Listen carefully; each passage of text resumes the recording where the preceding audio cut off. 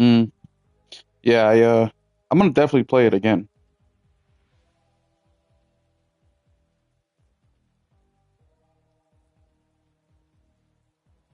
Yeah, I only read a couple of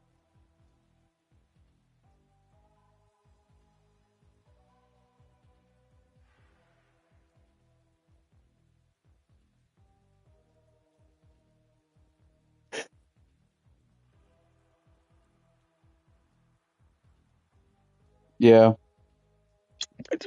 yeah. That was probably my biggest. Hold up, I'm just retweeting this shit out. Oh, yeah.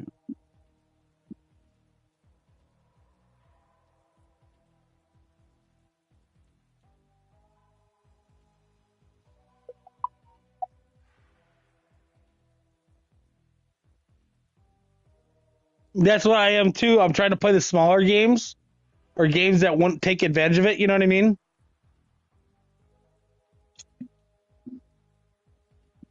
Yeah, yeah, no, I'm not getting a pro, so I don't. I'm not. I haven't been putting any games or nothing on pause. But so that was on Silent Hill. That was my biggest. I wouldn't say problem with it because obviously, the way they have the games broken down, it's that's how it is. But my biggest thing with that was how I didn't, as a first time gamer, I didn't really understand Silent Hill itself, like the city. I didn't really understand it because obviously you know, the story was more about James. It wasn't about the town itself. And I guess from my research and what other people have told me is that's Silent Hill 1 breaks that down for you. But it didn't take away from, obviously it didn't take away from my experience. I really, really liked it. It's actually one of my favorite games of the year. But it just that little sprinkle on top of the cake, that little extra, I think would have gone a long way if I would have played Silent Hill 1. But either way, it's just another reason. So I ended up, oh shit, I got to buy it on PS3. So what's up, RPG? How you doing, man? So there's a dude on Twitter that told me that it's still available on the PS3 store. It's like $6, so I'm just gonna buy it just to have it, just in case. And then, cause I, no, it's not. No, it's not. Which Yeah, one? Silent Hill. Yeah, yeah, yeah. Yeah, it's not too bad. Yeah, it's 4K 60, and I mean, like right now or this week, I streamed Infamous, the first one, because I've never played the original Infamous 1 or 2. I did play Infamous Son of, I forget the name. Um, yeah, the PlayStation 4 one, and I also played the one with the girl with the pink electricity or whatever she had.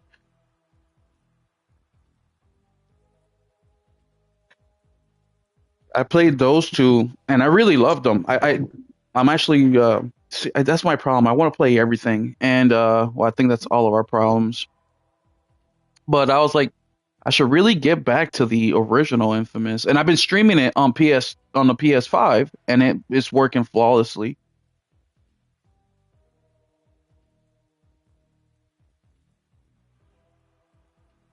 I'm not sure.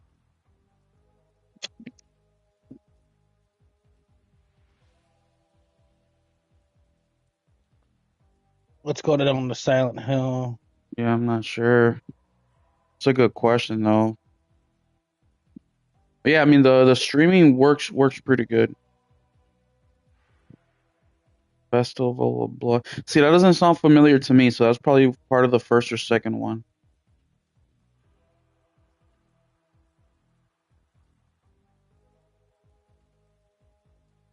Yeah. But either way, man, we're live. I retweeted this, I shared this out.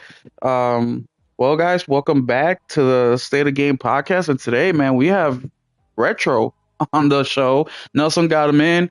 Very cool. I actually met Retro. Fuck, it's got to be over a year and a half ago on Doom's podcast, which was my very first time being on a podcast, and that's where I met Nelson and Retro. Nelson doesn't remember. Nelson think he met me 2 weeks ago playing fucking The Ascent, but that's not where we met.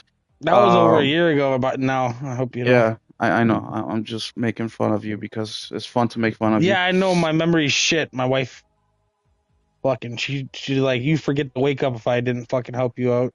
Yeah, you probably forget to breathe, fucking weirdo. I know. Uh, but either way, guys, we're here. And we, of course, Nelson and I are here as well. It's been I was able to get a lot of gaming this week. How about you guys? Do you guys play any games? Akambot.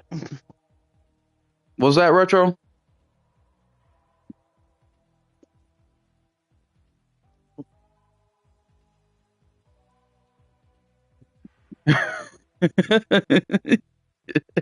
The not Pokemon. Hey, aren't they getting sued by the people that do make the Pokemon game?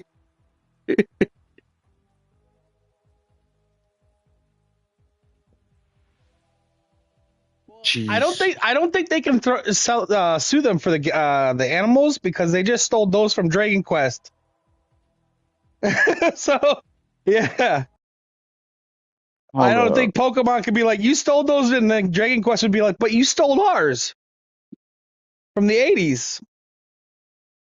But no, what it is they actually have the license for like catching things in a Pokeball. Like we throw the Pokeball and the Pokeball comes out and they completely just rip that off, and they have that as a patent.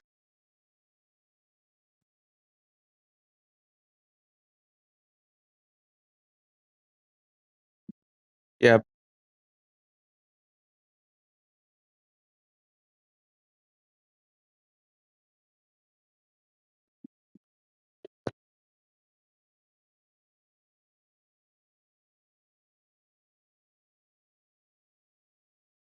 I didn't have a whole lot of faith in them, so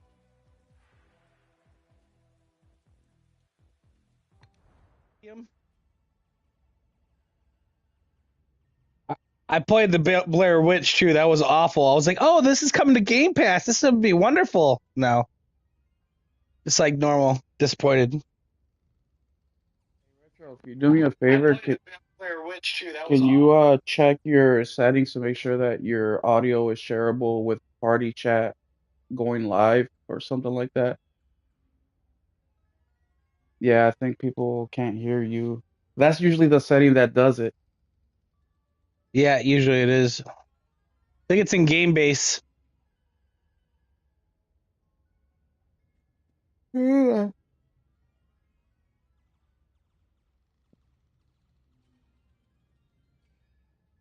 Thanks, RPG, for letting me know. Okay, so when you go into our chat thing, go to the three prong things, and then go down to voice chat settings, and then share your voice allow. Oh shit. You're a techie, Nelson. No, I had this problem twice, so I had to do it. I It's remember I because helped people you were out. like, "I can't hear you. We can't hear But you." So well, that's not what they sound like because we can't hear All them. right, now can they hear me? Is that okay now? We'll see. Nelson, talk to Retro while I hear. all right. Yeah, talk to me, Nelson. Nelson, talk to Retro while I hear. Yeah, talk to me, Yeah, we Nelson. can hear Yeah, you. you We There can we hear you go. now, That's Retro. good. We're good. So you were playing. Problem averted. Yeah, right. Yeah.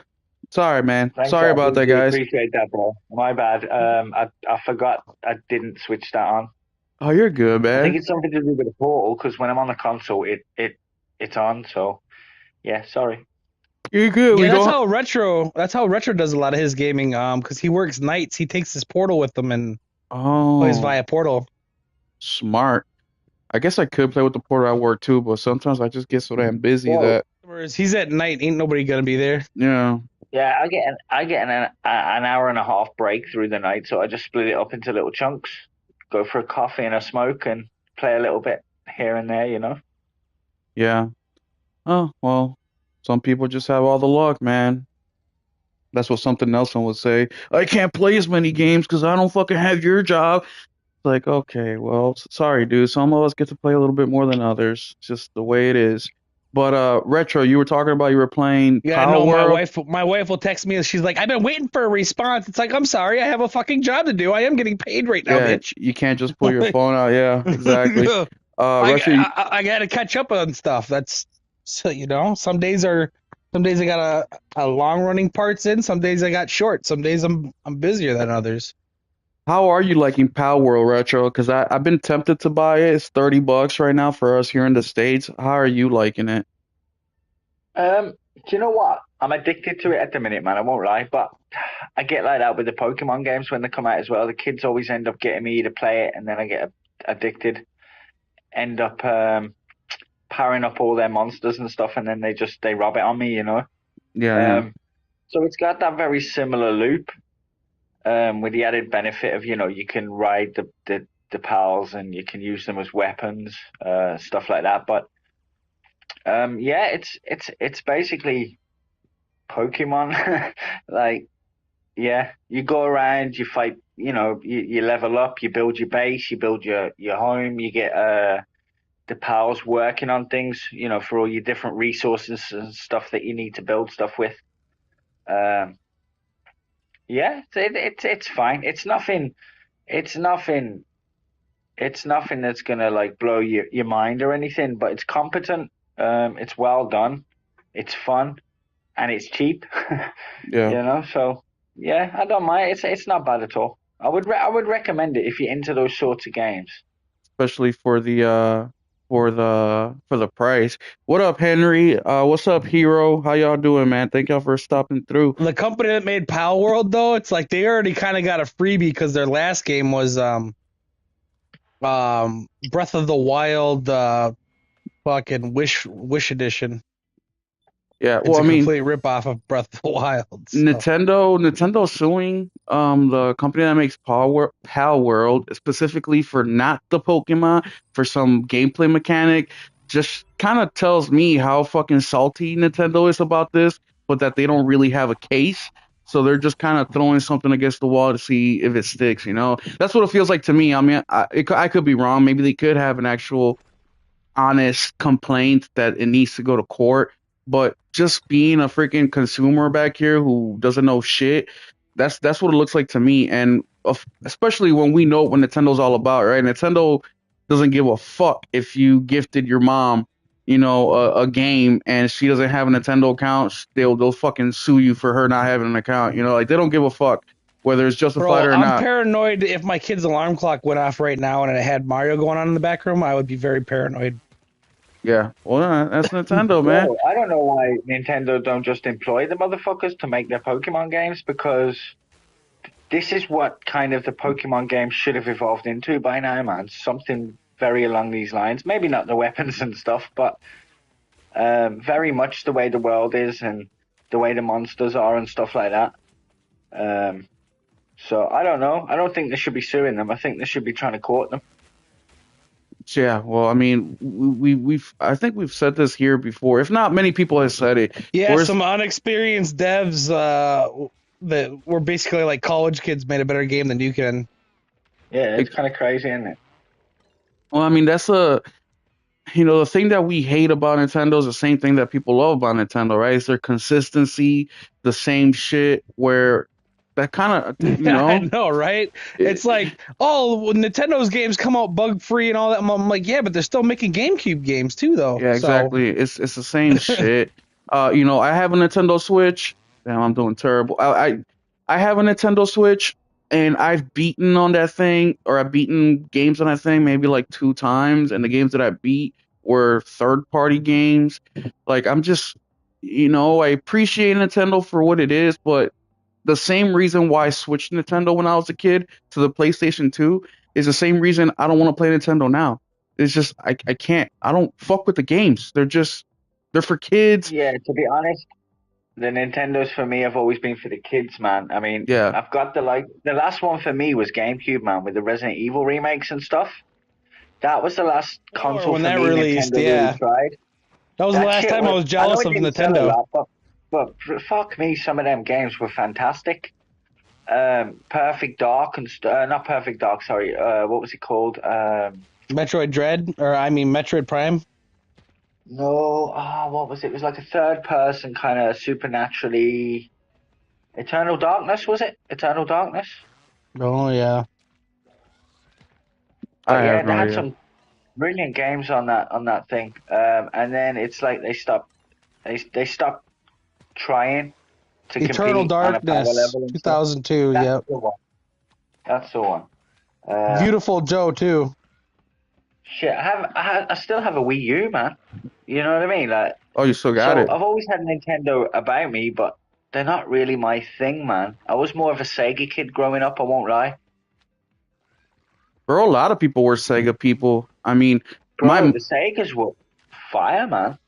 oh, dude, my video game history is a little bit different than a lot of people. Like my first console was a Super Nintendo. Then from Super Nintendo, N64 to PS2, and then PS3, PS4, PS5. I just got my very first Xbox ever.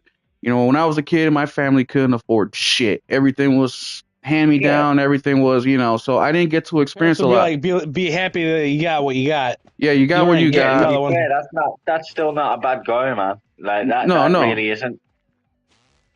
Yeah, Y'all want to no. hear a But yeah, funny I understand what story? you're saying. I understand the opportunities were limited, Very and you limited. got So what you got. yeah, I got what I got. It is what it is. I'm not mad about it. My parents were still able to get me video games on my birthday and Christmases, and family chipped in, and you know, I had a happy childhood with games to the point that I'm now 36 years old playing video games. Right? That's how much I love it.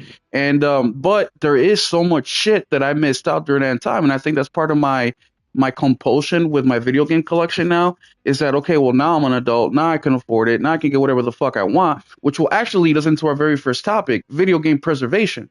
And there was like I was telling Nelson before the show started, is that there was a lawsuit from the U.S. Copyright Office to what's their name? Andy Spencer of the Retro Computer Museum in the UK. I'm sorry, that's a dude that was reporting on the story. But the Video Game History Foundation, um, and a couple other people got together to fight the at DMCA, which would allow libraries to make digital copies of games available to the general public, kind of like how they do with books and movies. Reason being is that 90% of the video games pre 2010 no longer exist. You can't get them unless you already own them. You cannot get them. Well, 2 days ago, the ruling came down um from the copyright office, and they shut the shit down. They're like, nope, fuck it. These companies, they got to make a buck, and there's no safe way for them to be able to put the games out without people pirating them, and so on and so forth. And the biggest thing that stood out to me was 90%. That's the number that stood out in my mind. It's like you're telling me that 9 out of 10 games that were made pre 2010 you can no longer get. Like, I don't know about you guys, but That doesn't surprise me, but think about like PS4. How many games would people be interested in playing or remastering today? no, no, I get There's that. like 4,000, like 200 of those four, or you know what I mean? That's like 5%. So But that the doesn't question, surprise me at all. but the question really is here. I mean, you guys just talked about what was the game that Retro brought up that for the GameCube, I think he said that scary game, Eternal Oh, Darkness? Eternal Eternal. Darkness. So a game like Eternal Darkness, maybe that game wasn't the biggest hit in the world. Maybe it was known, but it wasn't like a super huge hit where it makes Nintendo want to come out with a remake or remaster. That game might be lost forever, And as a video game fan, that really worries me and troubles me, right? And that's just the tip of the iceberg.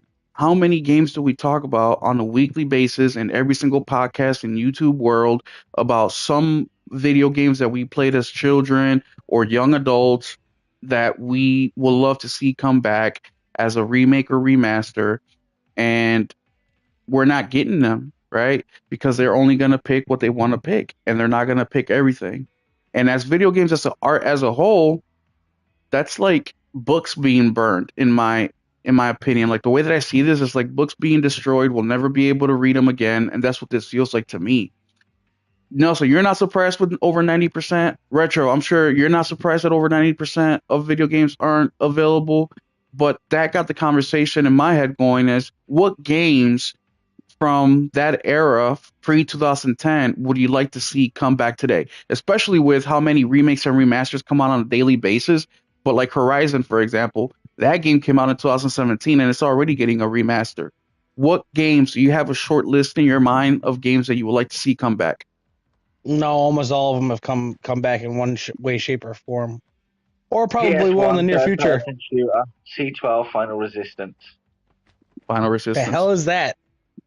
You see, it's actually a Sony IP. Funnily enough, PS1, PS1 third-person shooter, man. I'd like to see shit like that come back. Um, there's a couple actually. Does anybody remember Primal? Oh, I Yeah, do. I do. I do.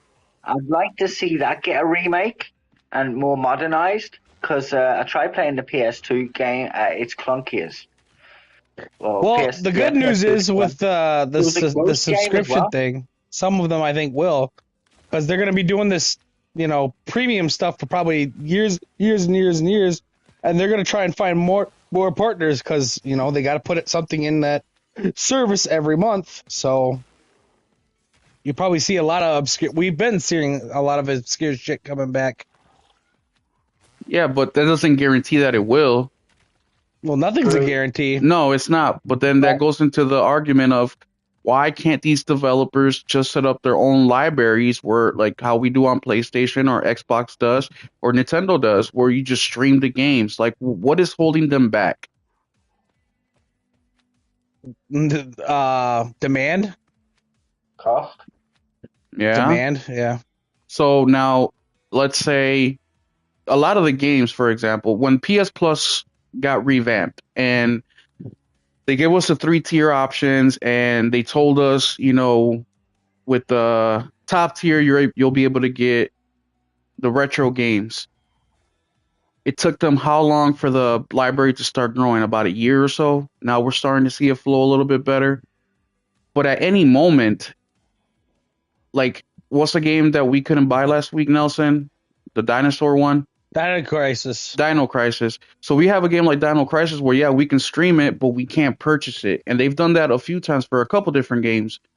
What's to say they just pull the shit out and now we cannot have access to it? Like, I guess what I'm trying to say is, don't you feel like there's a responsibility for them to come out with a way? If their biggest argument is we cannot do it in a safe way where the things won't get pirated, meaning we can't do it in a way where we can maximize profits. I mean, that's what I hear, right? Because they don't give a shit. They don't give a shit about a 20-year-old game. They just don't want to lose money if it's possible to make money. What do you think it's a good way of doing it where we get the games that we want and they make a little bit of money on the side from those games that they're not even thinking about? Is the subscription service the only way of doing that, or is there another way of doing so? That's a really good question because most games wouldn't make a damn nickel today. So, and most of the popular ones are coming back in some sort of fashion right now, and at least so.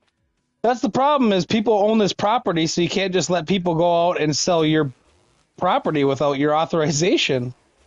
Well, It's a case of compatibility as well, man. It's not as always as easy to get everything running Yeah, together. most games are actually tied to a license too. Like music licenses are fucking huge. That's like 50% of games right there. yes, I agree. But we also every like sports type game I would like to play from like the PS1 area, like the sled storms and motocross games. They're never going to happen, and I know they're not going to happen because of the soundtrack. They're not going to go get Rob Zombie to sign off on fucking Sled Storm or something. You know what I mean? Like, they're not going to give him $250,000 for a game that's probably going to make back $10,000 maybe. You know, it's just. No, I get that. I get that. I get the whole licensing stuff. And look, that's why I'm a big physical guy. I like look, I'm gonna be honest. I look down on digital gamers. I do. I'm sorry. I know that it's bad, and I'm a terrible human being because of it. But I look down on digital gamers. Okay, I just do. I think you guys are screwing things up for everybody else. But that aside, um, You can hate me from up there. I don't give a fuck. I know people are like, "Fuck you, dude. Who the fuck are you?" The the let's be real. These fucking video game companies, a lot of them don't even do this shit for the passion. They don't do this shit for the art. They just do it because it's a very well, it's an industry where you can make a shit ton of money. And we know this because you see these fucking guys bitching and complaining about money and how they're so or they're hurting so bad and financially, and they got to lay all these people off, all while the video game industry is making more money than it ever has in the history of entertainment in general. It So does spend more money than all the rest of them too. it though. does. I understand it does, but I They always they bring have the up lowest. They make a lot of money, but they have the lowest margin of profit yes, they of all of do. them too. But I always bring up the eight or the 90s, right? Where I bring up the 5 games that Nintendo put out, the big hitters, the Zeldas, Mario, the Donkey Kongs. I forget what the other two were, but Well, between that's the thing. Nintendo still is raking it in because they're still making fucking games with 10 people and still making $1 billion off of them. So yes. Well, okay, if we go a little bit more modern, like Grand Theft Auto, stuff like that. But the reason I bring up yeah, like Nintendo, the last Grand Theft Auto, what was it? San Andreas cost 10 million to make. That game brought in like 300 million dollars. yeah, it was a ridiculous amount. But the reason I bring up Nintendo is because the numbers were out and we know about it. But it was like something like $10 million they spent to make those 5 games that brought them billions of dollars, right? And and I told the story numerous times of going to go buy Donkey Kong at Toys R Us and it cost my mother $80 in like 96 or 97. They were making I hand thought it was over 90. whatever. She spent a lot of money. In today's money, that's like $120, $130. Mind you, they paid 10. 80, that'd probably be about 170. Damn, they changed that much within a year. Anyways, Donkey Kong was like 94, dude. the point is the amount of money they made for what they invested was ridiculous turn. Now the same Grand Theft Auto for the PS was the Grand Theft Auto 2 or 3 for the PlayStation 2 or 1. Same thing. Very low investment, very high return. These people made so much money during that period that now but there's most of those people that were working there now are either dead or retired too. So Activision, Rockstar, Nintendo. I'm talking about the big guys. I'm not talking about the little guys. The big guys are the ones who hold these I big know, IPs. but I'm talking about the people that were in charge that were, you know what I mean, getting Yeah, of shares course. off this and creators. Most they're of them are probably irrelevant. dead. They're irrelevant because the money stayed with the company. They grew the company. They invested in the company. They were able to hire more people, whatever, et cetera, et cetera, et cetera. But the money they made was a crazy amount. And look, the reason why these companies are laying people off, it's like Microsoft, for example. It's not that they're not making money. It's that they're not making as much money. as they want to. Well, yeah, obviously, but Candy Crush is doing really well. Yeah, I know, but Activision's almost $2 billion in the hole since they bought them. They're hemorrhaging money. But we know why. Call of Duty should probably change it. Yeah, probably. We know why. Well, not that's really. happening. Diablo's bringing money in. They have too much staff. They have too much staff, and also, I mean, they're taking way too long to make games. I mean, They don't make any goddamn games. 5, 6, 7 years between games. It's just too long of a time. So yeah, you make a billy, but with the amount of money you're spending, They got 3,000 people working on one game. That's and their gonna get eaten advertisements up. for like COD. Yeah, we made a billy, but we spent a 500 milli, and we got a lot of other studios to pay. Exactly. And yes, you may not have the resources to make some of these older games available, but there are plenty of people, just like the Killzone guys. They asked PlayStation publicly permission to get the license for Killzone. That's never going to happen. But there are numerous people out there that are willing to take some of these games, like Retro is a fan of, the Killzone dudes are a fan of, and actually do something with them. But because of I don't know how much money I'm going to get as a company, they don't want to do it. Or that's just a reasoning I'm putting out there. I don't know exactly why, but I just feel like A they're lot not of it too doing. is you can't just put out everything that you make in a short amount of time either. I mean, you see like, oh, Resident Evil hasn't been remade, or you know what I mean. But then 2 comes out, 3, you know what I mean. It's gonna take them a while to go through that whole list, you know. Obviously, you're not gonna put 20,000 games out at once, but there is, I think, space and Yeah, room. we're getting these remasters and stuff like that. We're getting lots of them. It's just, I mean, there's a lot of games, you know. But the remasters are generally within 10 years old. I mean, it's nothing from how many remasters are we getting from the 90s or early 2000s? That's the era I'm focusing on in specific. I'm not focusing on 2010 and above. I got Legacy of Kain coming soon. Suikoden coming soon. Quite a few. Tomb Raider collection, lots. Well, Team Tomb Raider, but you're naming the huge IPs, the super big ones, like blockbuster IPs, which are always going to be there. They're always going to get remastered. They're always going to get put out. But the middle tier stuff, the 50 to 80% in popularity stuff from back in the day that have grown over time, that have gotten even more popular over time, that stuff we're not seeing too much of. Tomb Raider, of course, we're always going to see that. But something like I don't know. I can't even think of one right now. But I'm just saying that the opportunity is there, and I just feel like they're not doing enough of it. And I just don't want the shit to get lost to time like so much of entertainment has. Now, this is coming from a physical gamer. Obviously, as a digital gamer, you guys might have a different view on it. But when I saw that, it was interesting to me. 90% of games pre 2010 you cannot get. So retro with your Wii, hold on to that thing because it's just gonna become even more and more valuable as time goes on.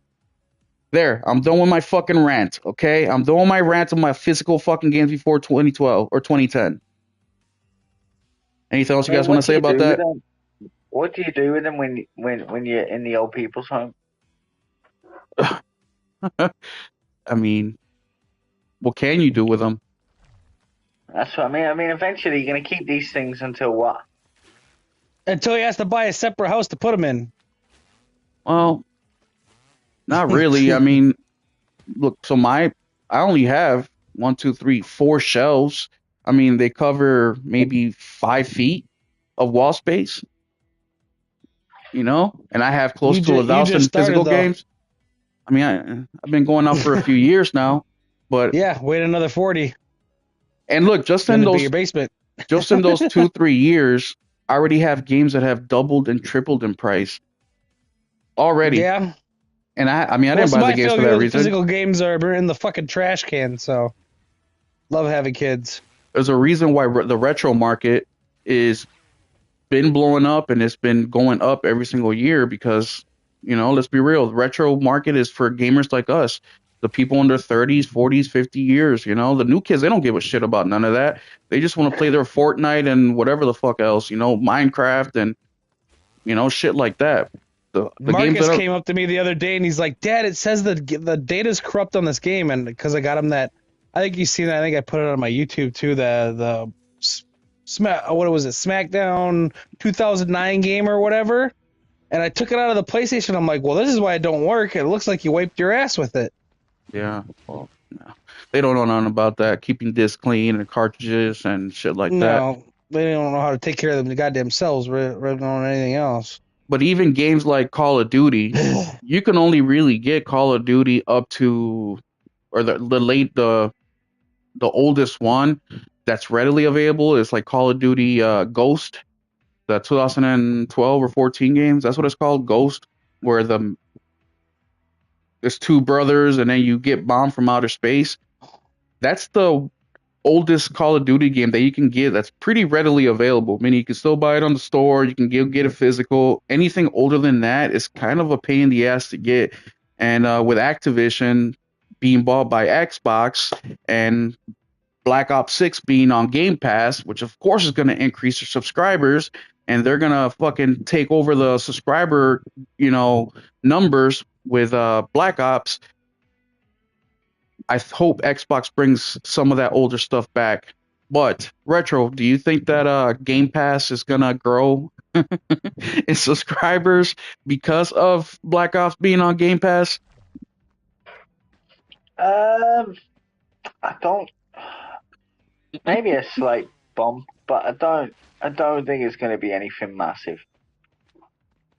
I saw a picture today of Amazon's top sellers, and they had Black Ops like at 5 on the PlayStation side, and the 3 month subscription of Game Pass Ultimate at number 6.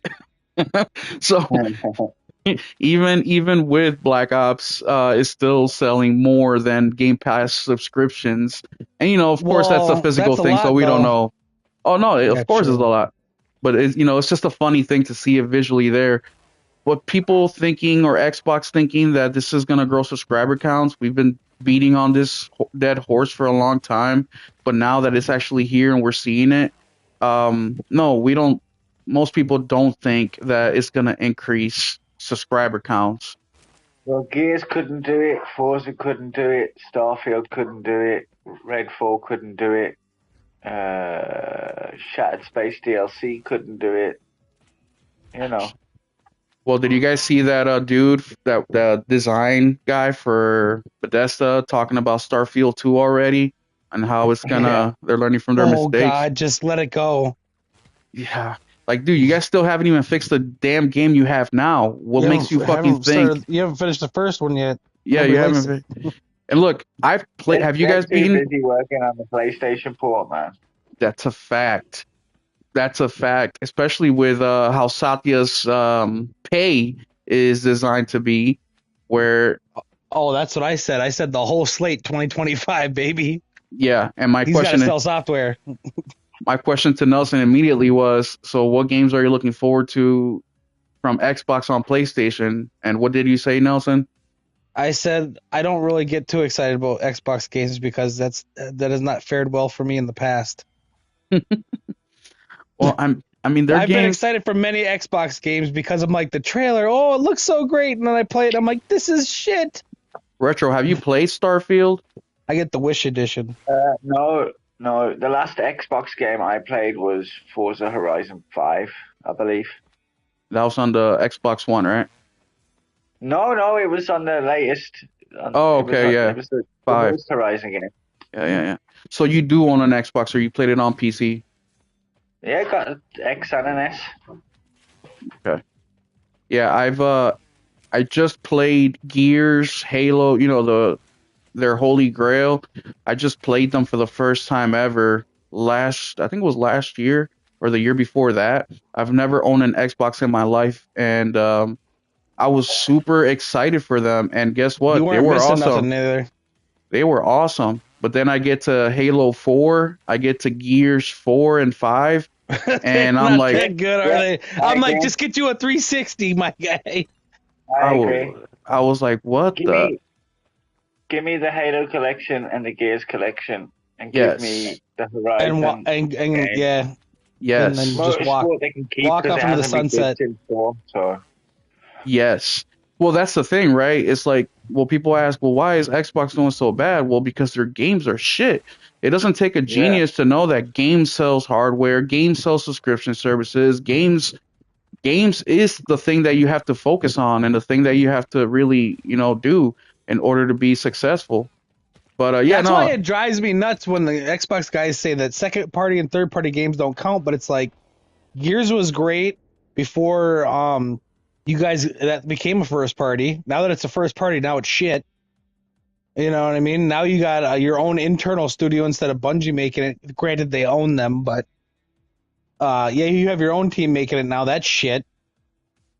Forza's gone downhill, the motorsport, and the other one was it was second party all the way up into 4. So yeah. Well, I mean, they just have they didn't own Playground until right before the fourth one released, to which means you always. got Forza Horizon 1, 2, and 3, and you didn't own that company. I always ask a Xbox gamer, what game has Xbox created themselves that was successful? What game? Name one game, please. Just one game that didn't. One game, one IP that Well, if I want Xbox to be didn't a buy. technical asshole, I could say Halo because they got in there early when it was like still a Yes. third-person shooter. Mm-hmm. So I Yeah, would but it maybe was give it them, was being built for Apple though. For Apple, yeah. one game that is truly, truly Xbox is Forza Forza Motorsport. Motorsport. But Forza. that's terrible now. But those were No, that but it was also wasn't. built off the premise But of just doing Gran Turismo. but it worked because it was It it was did. actually good. It was actually a good attempt up until that fifth one when they tried rushing it for the Xbox One launch. It was light on content, it was buggy, and it hasn't got any better since. And I They keep played all using of them. scans from the 360. Their cars a lot of Well, their I car know, scans I know are it, 20 man. years old. I tried playing it, man, and every car felt like it was a front wheel drive car that the back end slid out. Every single car felt like that, and I was like, "What the fuck is going?" Like, there's fundamental things wrong with the physics engine that they have not fixed since number 5. And I've tried every one of them. I was a big fan. I had the limited edition Xbox One Forza edition and all of that kind of shit, man. I was a proper Forza fan. Josh says Fable. Um, Fable was awesome. Fable was second party. They bought them as right around the time Yeah, right Lionhead. before Fable 2 That's started. right. Fable 2 was like a couple months before or after Fable 2 release is when they bought them. How was Fable 3? That was in-house. That was Lionsgate, right? Or Lion That was something? Lionhead. Lionhead, yeah. Lionhead. Yeah, they made black the and white as first well. Fable 1 and 2 were published by Microsoft, but they didn't own them, and then they made 3. That was the first one made in-house. How was that? Not good. So, And- yeah. Everything runs downhill after you Xbox, yeah. you get accepted into the house. Well, that's the thing, right? And that's the reason I asked that question is like if you take a look at all the IPs that Xbox has purchased over the years, and that's not even including all the IPs that Xbox turned down that could have really been huge for them. Spider-Man, the biggest one that I can think of right now. I mean, they just have poor decision-making abilities when it comes to video games in general. You know, if it wasn't for Microsoft being worth what it's worth, Xbox would have never have made it off the ground from that first one. And yeah, Halo, as much as I tell people, you know, it's not an original Xbox IP, it kind of is. I mean, it's the first game or it made it to console for the very first time through an Xbox. If it would have made it to Mac, which Steve Jobs was pissed once he found out that it wasn't going there.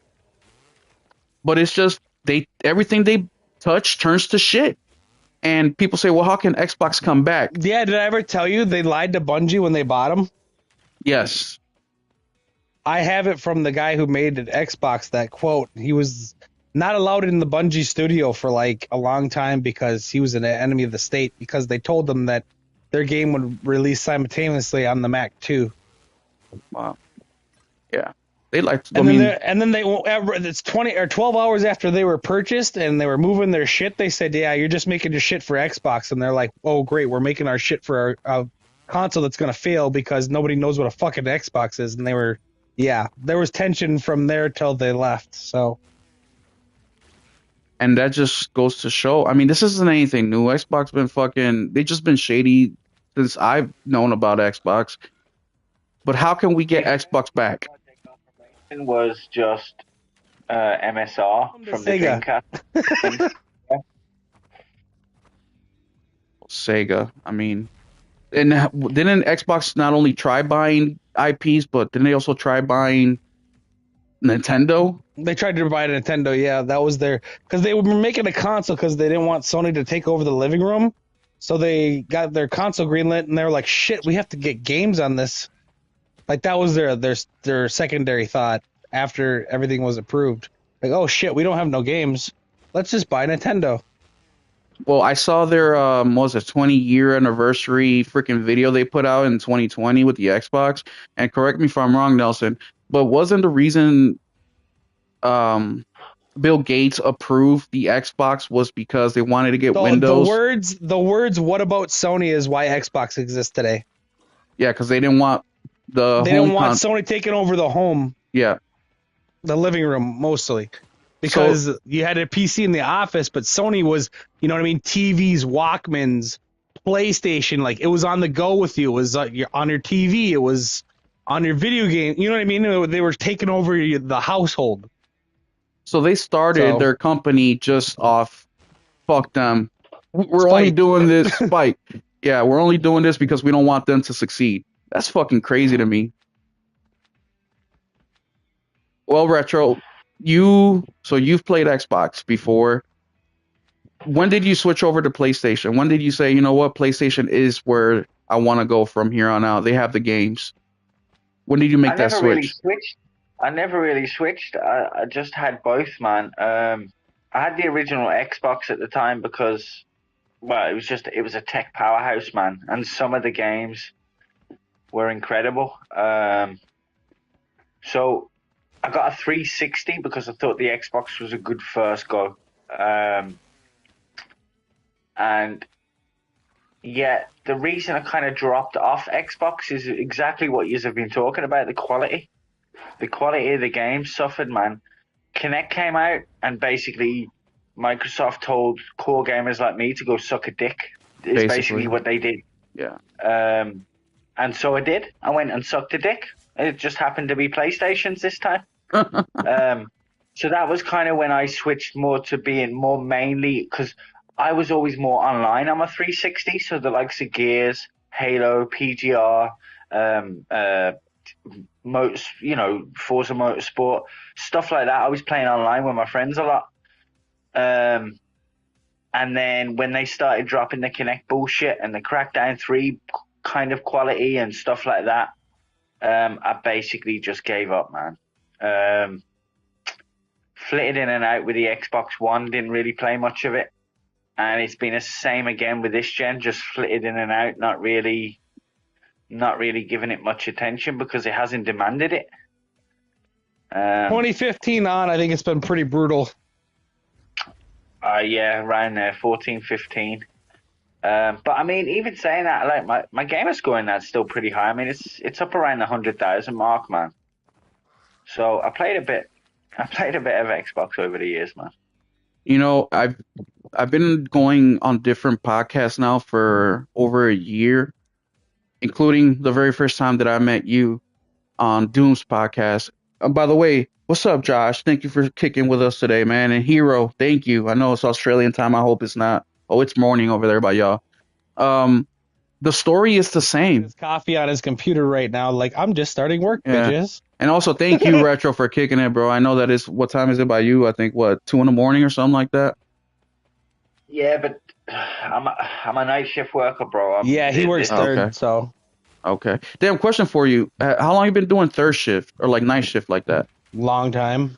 Long as I've known him. All in, my current place is 16 years this month. You're a vet. But I was doing night shifts for a security firm for a few years before that too. So all in all, just over 2 decades, bro. So how was it easy, like for the kids and the family, for you to be gone at nighttime? Well, it worked out well for me and my wife because we could kind of split it between us. So she wouldn't have to work so much, and I wouldn't have to work so much. And then in between, we would split, doing the school runs, doing the housework. But, we kind of attacked it we've been attacking it as a team.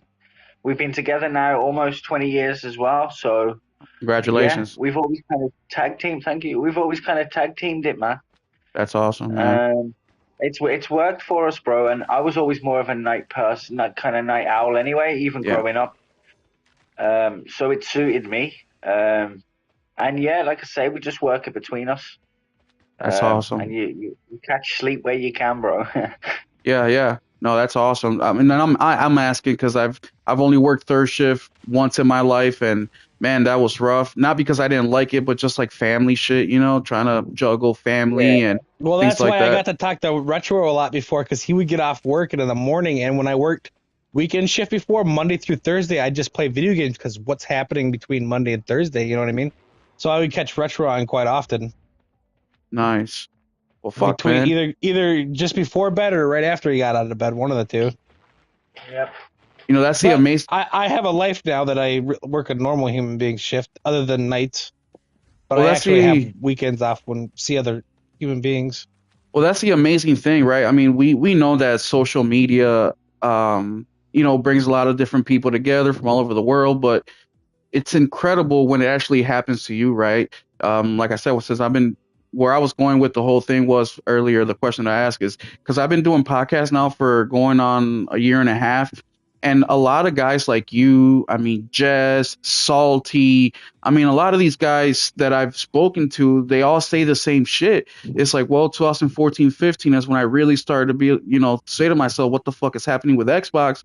And then shortly after right when it was just perfect timing, right when Xbox was at its weakest, PlayStation was just at its strongest. We started to get all those mid-gen of the PS4 era, first party games that we now love, the Last of Us in the late, PS3 gen, then you start to get Horizons and the God of Wars, got transitioned to what it is now, the Ghost of Tsushima, just all these games. And it was such a smart move by Sony, not because it was intentional, at least I don't think, right? I think that they just were focused on making good games. That was their thing from the get-go. We want to bring the best games possible over to our console. And there's such a difference in mentality between the two companies, where one basically started out of spite. The other one is, hey, we're an entertainment company. We need to focus on entertainment. And how do we do that? We are going to make the best games possible after we do this thing called the PlayStation 1. And also, let's not forget, the reason PlayStation 1 even exists is because of Nintendo, right? Their agreement between Nintendo and Wanted to PlayStation. they wanted to get into the software business and stuff, but they were like, man, we don't know much about this hardware stuff. Let's partner up with Nintendo and we'll make disk drive and stuff for them and put it in theirs. And then Nintendo betrayed them, and then that really pissed them off. And they're like, well, we have no experience in this, no But resources other fuck it. than some money, but we're gonna do our own shit. Fuck We're them, going we're to do gonna our crush shit. them, and they did. Exactly. Well, They yeah. fucking grinded them into the dust. And Generation one. Josh, you're right. PlayStation did start out of spite to Nintendo, to what Nintendo did to them. But at the same time, PlayStation or Sony was an entertainment company, right? They had the entertainment hardware, and that's what they wanted to do with Nintendo, is kind of expand on that. And because of Nintendo and the way they went about it, they said, "All right, fuck it, we're gonna do our own thing." And then, of course, we came out with the PlayStation 1. Well, But to be fair, Sony were being real fast and loose with those licensing rights to those CDs. oh, They absolutely, were, they but were. they agreed to it too. You know Yeah, what I mean? Yeah, Nintendo no, agreed. I Nintendo know, but agreed that's to what it. I'm saying. You can see why they went, hold on a second. I But can, but why would you agree to something? It's someone like, I okay, don't know. you're I gonna. think It's kind of someone, like I think we're gonna have a someone skipped the carpool line thing, there. right? I'm gonna drive half the time. You're gonna drive half the time, but we're using your car and we're gonna split the money 50-50. It's like I wouldn't shake your hand and be like, nah, bitch, nah. I use my car. You use yours car. What the fuck do you mean? You know Yeah, what I mean? Like, you know what I mean? I wouldn't shake on that. yeah. Like, okay. So I'm gonna do half the work. You're gonna do half the work, but I gotta do all the car repairs, all the gas, all the fuck you, dude. You know what I mean? Like, I just wouldn't accept that. Yeah, that was a shitty deal in general. I mean, but once again, Nelson's right. They should have never signed, and they didn't even sign anything. It was a mutual agreement between the two, or they did sign, but it was such Agree a to anything. yeah, it I would was have been such like, no, a no, no, no, no, no, no. We gotta figure this out different. just like we talked in last week's podcast. Nintendo or Japan, they're just way different than how the West does things. I talked about who did I say, Nelson, that was laying people off, but they didn't lay them off. They just put them in a room. Oh man, I'll think of the name of the company. But basically, Oh, Japan Studio, no, not Japan Studios. It's one of the big third-party companies. Um, Square, was it Square? Namco, Bandai. I think yes, Bandai Namco. So basically, Bandai Namco has to lay people off, but because of worker employment laws in that country, they can't just say, "Hey, we're going to lay all these people off." So what they did is they took a group of people, the ones they would quote unquote lay off, and they put them in an empty room with absolutely nothing to do. Literally, you show up to work, you sit in an empty room with a whole bunch of other people, and you do nothing. And the video game industry is like, hey, why are you guys laying people off? And they're like, we're not. We just don't have any assignments for them right now. But as soon as we get the assignments, we'll start to hand them assignments so they can get to work. Well, their hope, or Bandai's hope, is that because of just It's like quit. sitting in detention. Like, why would you go to school if Yes, you're just going to sit in detention? You know exactly. what I mean? Hey, what's up, Otacon? And also, I missed somebody else up here. Sorry, guys, I've been talking my ass off. Shit. But thank y'all for coming through, man. I Lions appreciate it. kick fucking ass today again. I don't want to play them again. But yeah, so they've been sitting there with just fucking doing nothing. And I'm like, that would never work in America, because we'll be like, you're telling me I get paid to fuck around on my Sit phone on all my day? phone. Yeah, exactly. I'd be fucking. You fucking I for might real? actually start playing mobile games again. Exactly. You know what I mean? I'm bringing my Portal. I'm bringing everything. But that was Namcai's. They just went through that, and with the Nintendo PlayStation agreement. Did you just say Namkai? I'm sorry, not Namcai. I'm trying to Namkai, say he's coming up with new companies. yeah, Company, Bandai. Hey, do you know Sony went to Sega too after that Yep. Nintendo first? Yep, they went to Sega and Sega turned them down. I bet you Sega regrets that a lot. Imagine Sega's software on PlayStation's hardware plus the stuff because that didn't go so well for Sega. Oh shit. Yeah, no, it's so their agreement was more like a verbal agreement. I mean, their contract was basically one page long. It wasn't, it wasn't nothing special. But yeah, at the announcement, I think the biggest thing that pissed PlayStation off is how Nintendo let the world know. Like, bro, we had an agreement, and then you're gonna announce this shit publicly, and look what happened after. Right? They're like, yeah, we're partnering with Panasonic. They're like, what? Yeah, you know what I mean? Like, Panasonic. could have sent the fucking. Well, I don't think they had an email. A fucking courier? I don't know. I don't know what they had back then. Yeah, they had emails. Emails. In '94? No, they didn't. Yeah, bro. Emails been around since like the '80s. I No, mean, they weren't. I'm pretty sure. Google it while I bring The up the internet's next. only been around since like. Oh, fine. Google it. No, I'm interested because I'm pretty sure emails existed before then. But what was the Retro? Anything you want to bring up about that time? Anything else? Email was invented 1965. in 1971. MIT is a part of the time-sharing system. 1996 was Hotmail. NASA sent the first email in space. I don't know. Okay, there you go. 1971. Okay, whatever. I just told you that. Did you listen? Yeah, you keep cutting Retro off, dude. He's our guest. Yeah, man. I was reading. He's our fucking guest. Jesus. Retro, give me the word. I'll fucking block him right now. Say it. Block him, man. Block him. Jeez. Fucking 90s, Nelson. We're old. We should know this. We had computer science in school.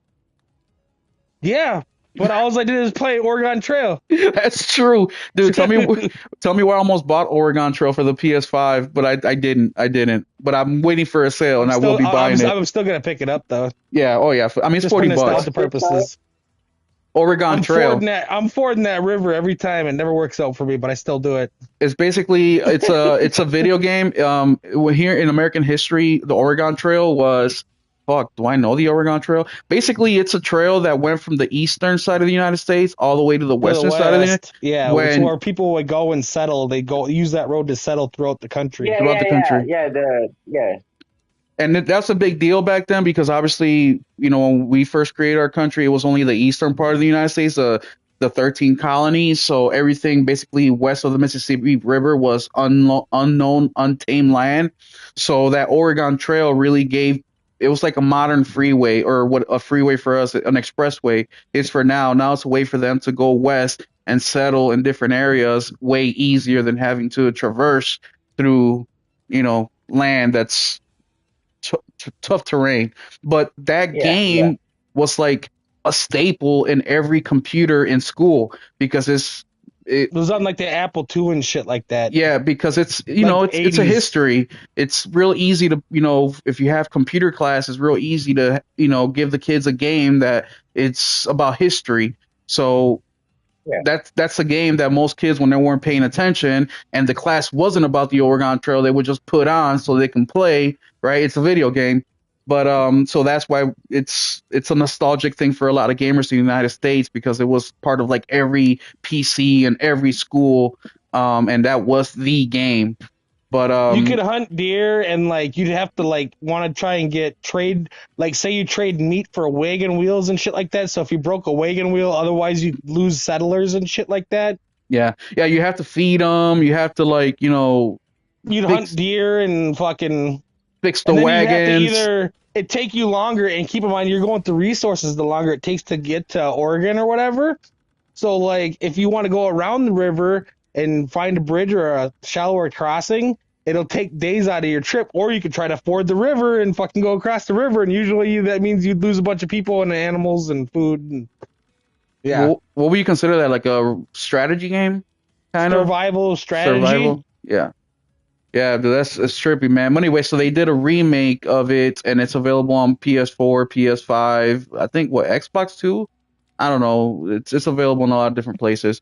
I think But I drowned in more oxes in the fucking rivers than anybody did in actual human life. yeah, absolutely. But yeah, all right. What was the other? Oh, the other topic that this is for fun. Well, this whole show is for fun, but the Game Awards tweeted today the last. Oh no, starting 2014, all the winners of the Game of the Year, and I'll read this off real quick. 2014, it was Dragon Age Inquisition. 2015, The Witcher 3. 2016, Overwatch. 17 was Zelda Breath of the Wild. 18, God of War. In 2019, Sekiro. 2020, The Last of Us Part 2. 2021, It Takes Two, which Nelson, we still have to beat together. 2020, that was 2021. 2022 was Elden Ring. 2023 was Baldur's Gate. The main one that stood out to me was like Overwatch. That one Game of the Year. Is there any games off that list that you The think 10 out of 10 game for most people. Yeah, it beat Uncharted. Uncharted came in second, I think. yes? Retro, is there any games that should have won Game of the Year during that time, and or a game that got snubbed, or what is a game this year that you think will win Game of the Year? Um, you expect me to remember all the games coming out all them years? No, no, no, no. If there's anything that stands out to you, Shit, I can't remember, man. I'll be honest with you, but I don't really take much stock in Game of the Year. Mine's usually different from what gets picked anyway. Um, my personal Game of the Year so far has to be Final Fantasy VII. The Rebirth. second one. Yeah. That's your Game of the Year this year. So far, yeah. Wukong has come close, and Silent Hill 2 is also right up there. Did you beat Wukong? No, not yet. I'm kind of holding off for the pro. I'm at the I'm basically at the end. Yeah, Three, but wait. What's your thing? What do you say? Uncharted 4. Even Yes. though I did like Overwatch and played Overwatch and enjoyed it, but I think Horizon should have won 2017. That's my thing. what won 2017? Horizon Zero Dawn Well, yeah, but that's because I don't like Zelda. instead of Zelda Breath of the Wild. The entire world was against me, though. But I didn't Horizon, play the Zelda game. I'm not a Zelda fan, so me neither. that game. And I didn't started even playing in register to the me, like. late 80s, early 90s. I've never liked Zelda. I'm sorry. Also, Horizon just comes out at bad times. Like It does. It always comes up against like Elden Elden Ring. Ring and freaking Zelda Breath of the Wild Yeah. Game of the Generation. Like God. the same month or within a month. Oh my god. So for this year, Retro, you like for the best games of the year, Silent Hill. 2020 was Ghost of Tsushima. Don't care what anybody says. Yeah, That's they the true have game of the year. The Last of Us 2, like that game, I don't know. Like Yeah, I didn't like the story of it. And there's a big ass fetch quest, you know, the biggest fetch quest in history, where the girl breaks her arm and you have to go get shit to fix her arm, and then you come back. Like that was such a waste of fucking time. But well, whatever.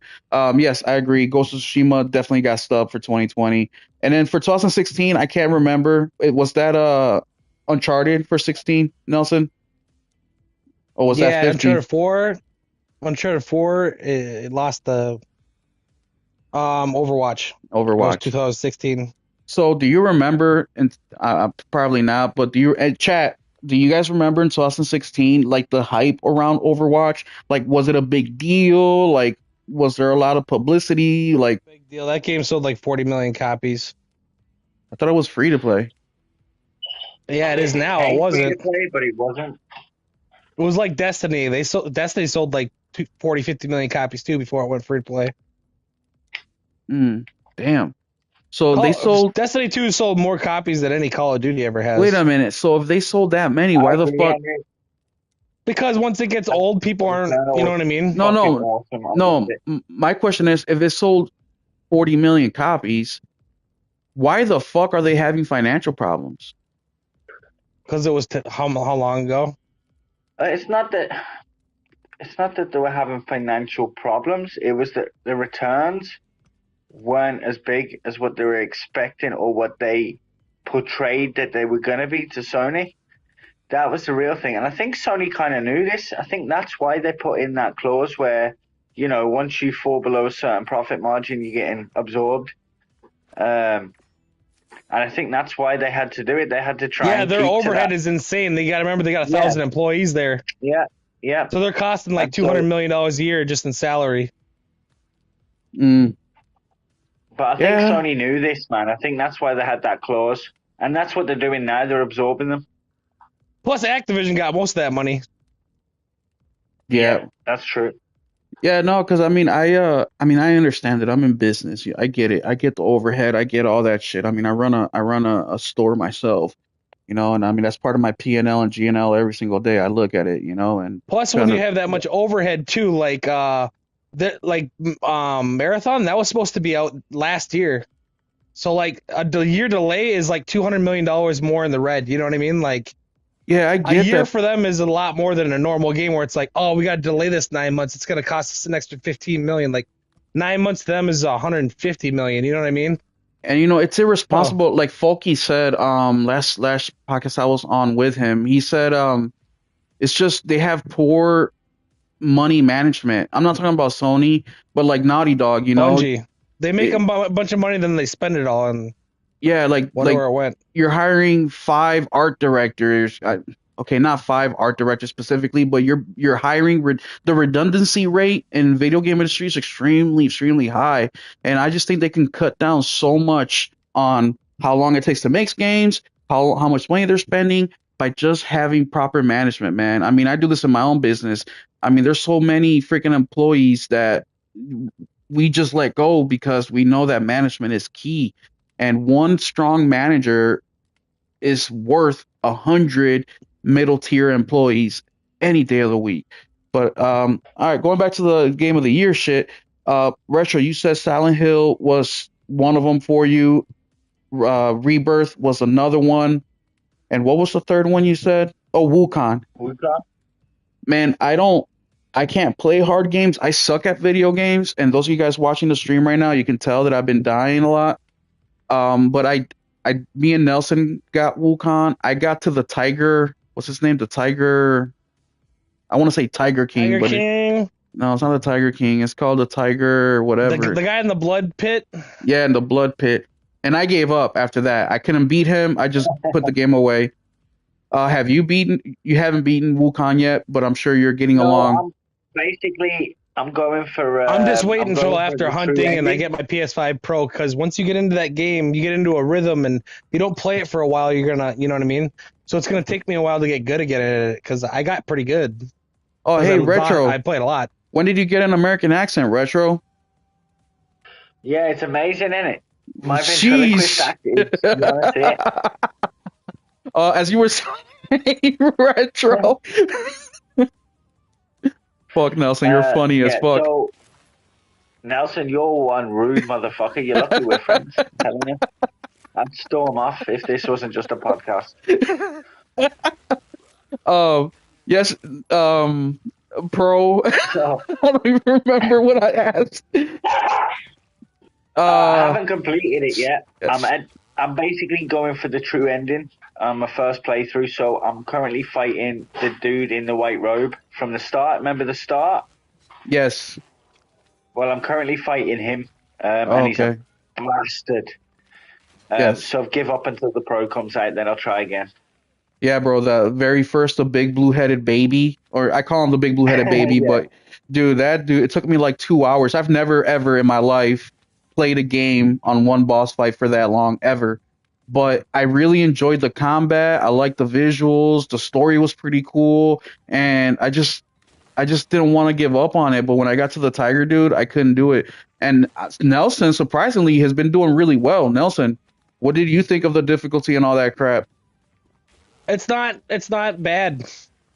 It's hard. I mean, like well, what would it be? End of chapter 2. You know what I'm talking about? Where you fight that Ice Queen witch thing, retro. Yeah. You know what I'm talking about? Well, no, Yeah, I don't, because I yeah. haven't gotten past that. The chick with the daggers and all that shit like that, and she's flying up in the air, and I don't remember who it was, but it's on that ice. It's before you go into the open area. You know what I'm talking about? Yeah, I know. That one took me a couple hours, but I got that bitch.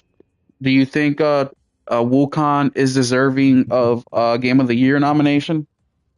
So far, yes, but I'm not done yet. But it's in my discussion right now. If unless it drops off significantly, it's probably gonna end up with my gold Oh, it medal. doesn't drop off. Well, from my experience, and I know I've got the best fights to come yet, it definitely doesn't drop off, man.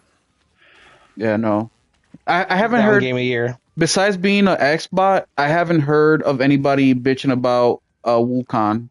Like everybody that's played it and beat it just loves the fucking game, and they've all been saying, it's Game of the Year contender. Except if you're an I think Xbox it would be guy. the runaway. Personally, And I think if it ran I better, am with you, Will. It is frustrating, and I'm not a fan of the likes of Demon Souls and stuff like that. Yeah. Um, so I am with you, but I don't know. There's just something about that game that makes you want to get better. It's crazy. Yeah, I agree with you because like I said, I will never ever in my Souls life. game. Yes, I will never in my life, continue to get massacred for 2 hours straight. Ever. I've never done it. Even like Bloodborne, which I do play at least once a year. I tell people that with Bloodborne, I go back once a year, and after getting my ass, murdered for 15 minutes, I give up on it. But the reason I go back is because I love the aesthetics of that game, that art style, and it's just phenomenal to me. So I'm hoping that one of these years that I go back to it, it actually clicks with me and I do pretty good.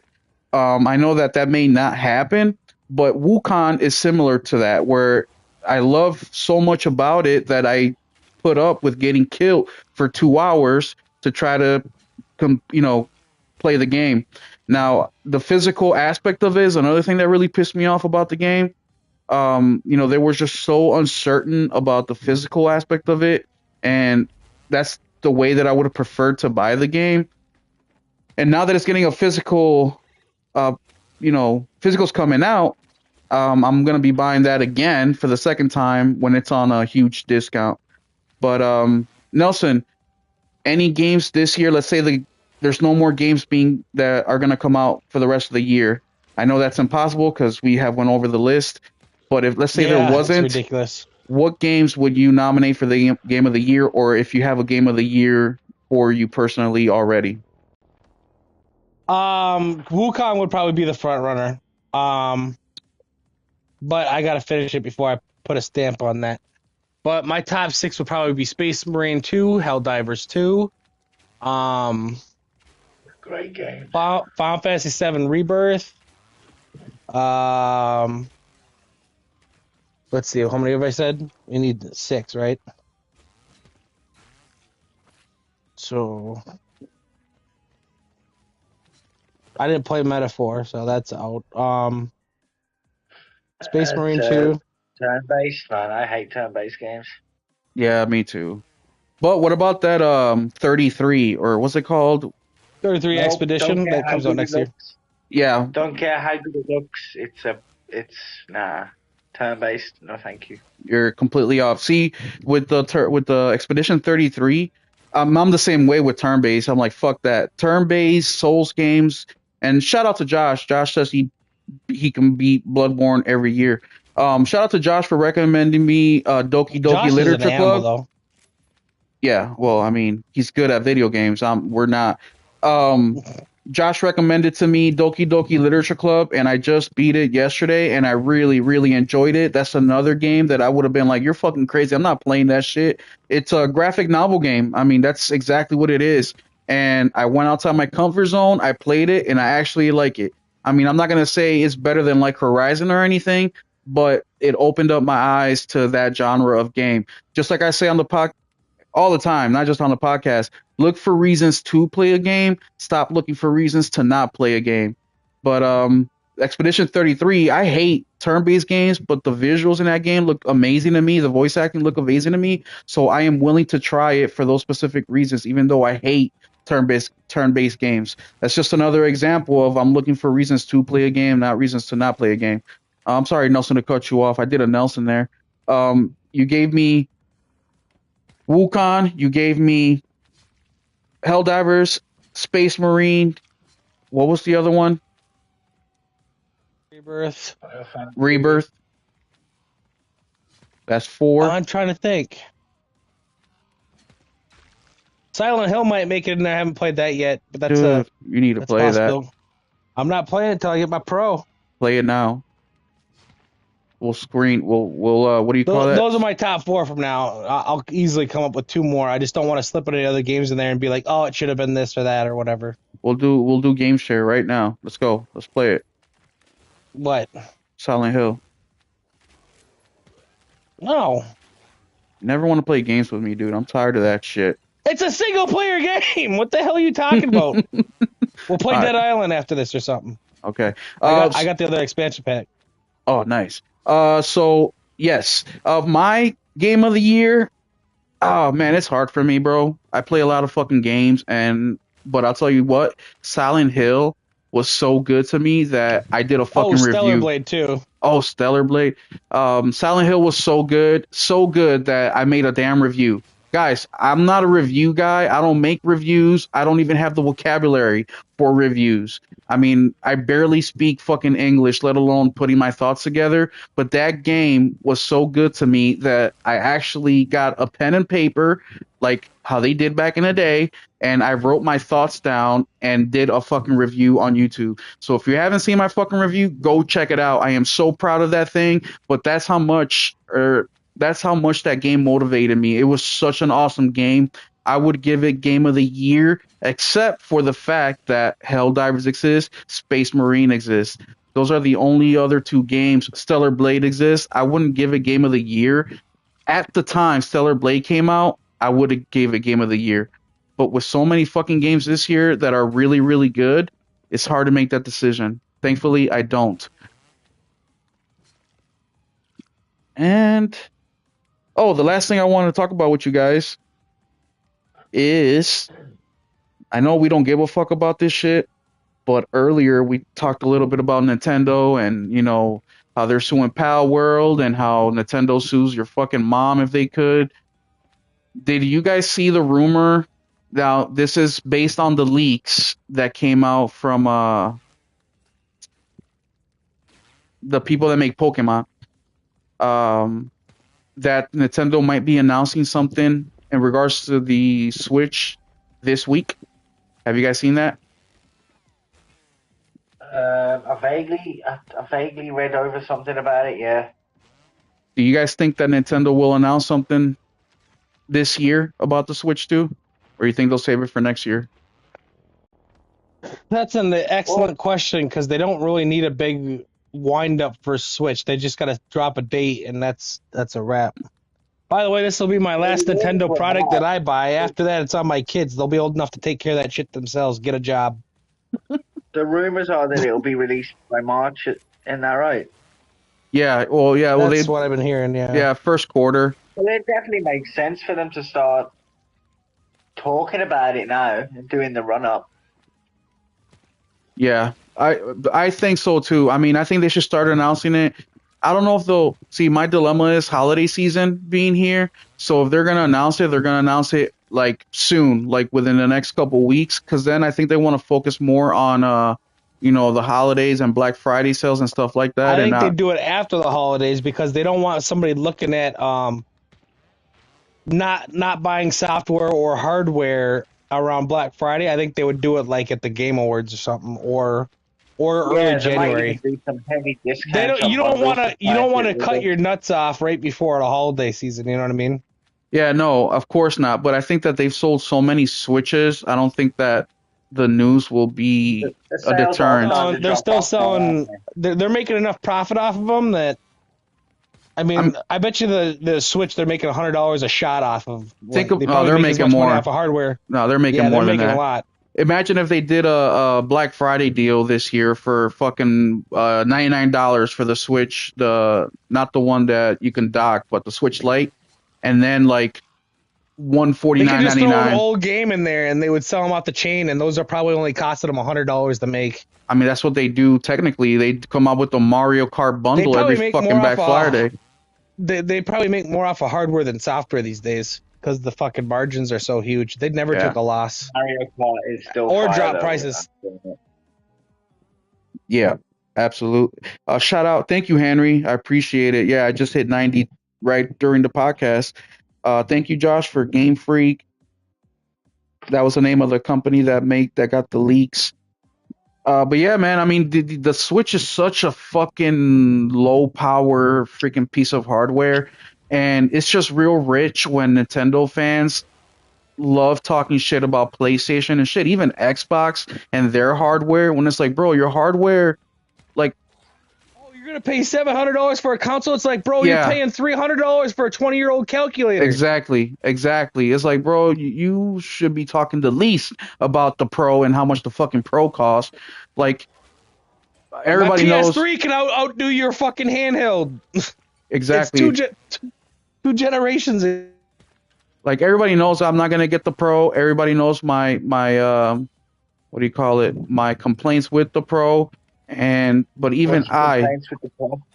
my complaints with the Pro is that it's a Pro product, but yet we're not getting a stand or a disk drive. And I feel like they are nickel and diming us. And also it feels like for example the PS5 Slim or the PS5 Digital Slim is 450. The PlayStation 5 Slim disk drive is 500. The disk drive by itself is $80. So when you buy the PS5 disk drive, you get a little bit of a price deal for bundling both together. They didn't give me that option with the Pro, and now I got to spend $810. I have close to 700 physical games, so I have to get the disk drive if I want to play those games.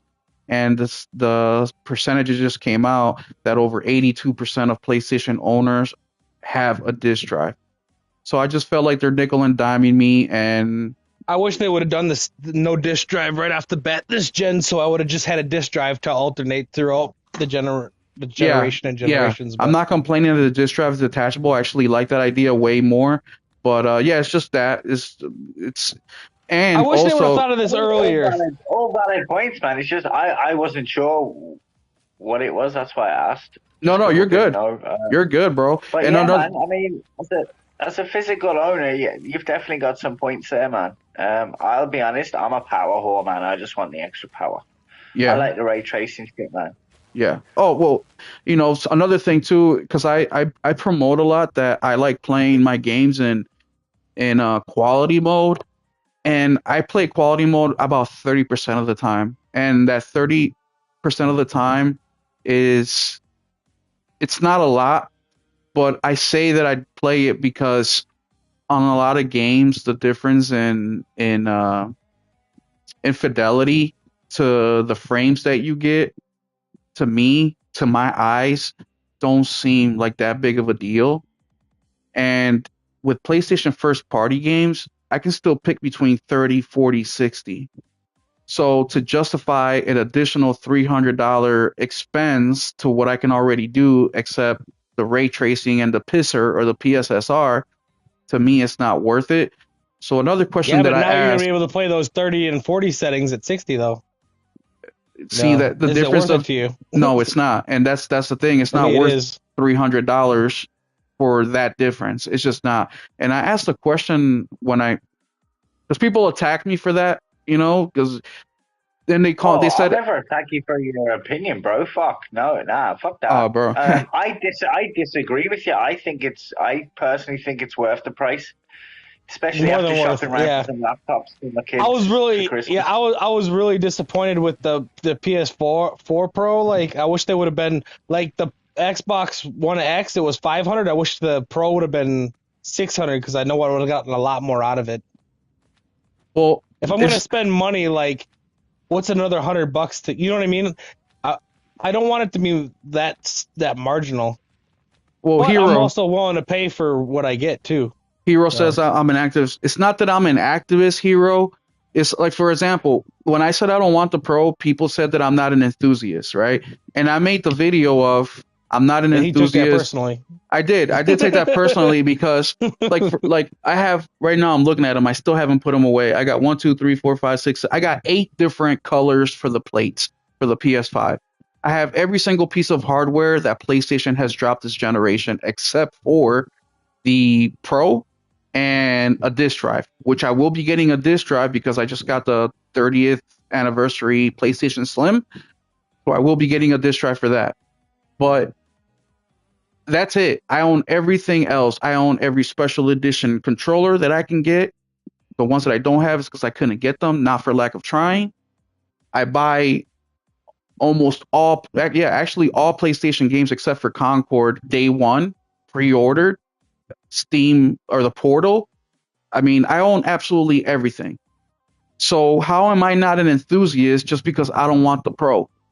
You know. But secondly, I don't know. You I spent as much money on plates as for that 300 of plates that you ain't even use it. Like, I I'm don't not know. even using. But Yeah, no, you're right. But I exactly, you piss away a lot of money, more than the $300 on stuff you'll never even touch. But it's your yes, money. Do what you want with but it. also because of that stuff, because of those reasons that or because of all the things that I bought from PlayStation. And look, and I've said this as well. It's silly of me. I'm being emotional about it, right? You The are. the It's only ridiculous. the only real like logical thing that I can that I think about when I say I don't want the Pro, besides all the emotional shit, is the between PS3, PS4, between PS2, PS3, between PS4, PS4 Pro, the jump in visuals to me was huge. What I saw on the state of play to me did not look that big of an increase. Like it was Well, negligible to me. I'm not buying a Pro for the next 30 days. I'm buying it for the next 4 years. I understand that, but I can still get Actually, 8 years. But I once again I can still get 30, 40, 60 on my current PS5. Yes, I'll be able to get 60 with ray Do, tracing. do, do you watch Digital Foundry? Yes, I watched Digital probably Foundry. Watch their Final Fantasy coverage I for did. the Pro. I did. So I you watched it you all. can't see the difference? On the Final Fantasy, yes, I can. I can see it on the Final Fantasy. I absolutely can. And I'm sure the differences will only become more prevalent as time goes on. Absolutely. that's the great thing though, is even if you're not buying a PS5 Pro, this Pro is the best thing that happened to this generation, because with the PSSR for next gen, developers are going to Yeah, get their hands on it. They're going to start yeah, using it, and they're going to start they're going that's to have true. different iterations. They're going to continue software patching Well, it. So to you're be going to get a fair, better by the version, a time they better get version, to a the better next, version. It's yeah. yeah, By the by the time the time they get PS6 to the comes next out, gen, they'll it's be on gonna like the third be, interval, like if PSSR not more. version 3.0, and it's going to be like, yeah. So you're going to get stuff out of it regardless. If not today, tomorrow. Retro, what were you saying? I can't remember now. I'll be honest. I lost my train of thought. Thanks, Nelson. Yeah, my bad. Nelson's fault. So with You were the saying the same thing I was with the like the upgrading of the PSSR because The, AI learning. with the developers getting their hands on it. No, okay. Well, Well, that's it. It's just going to improve. Do you know what I mean? It's a learning AI, so it's only going to learn from us, and whether that be I don't know how Sony are going to do it. Whether they're going to basically, use our data to train it, and what we're playing, and mate, I don't know how they're going to train it, but the potential's there, man, and people are genuinely excited by it. So I'm looking forward to seeing what it can do.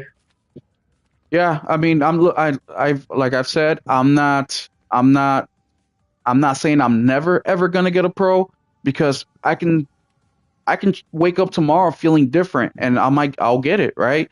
But as of right now, I am not gonna get the pro. I just don't see But the this is what I like. That's why I like the approach that Sony takes with them. Is it's an option. It's there if you want it, if you want, yeah. but you don't.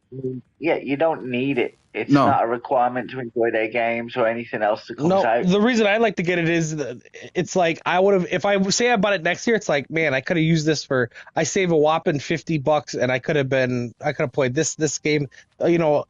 Name two dozen games.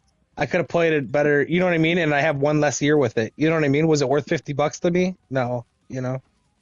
That's how I look at it. But yeah, no, I'm not. I just, and a lot of it is emotional. I just really feel like this nickel and dime shit is really pissing me off. Like, bro, I would have paid 740. I would have paid $5.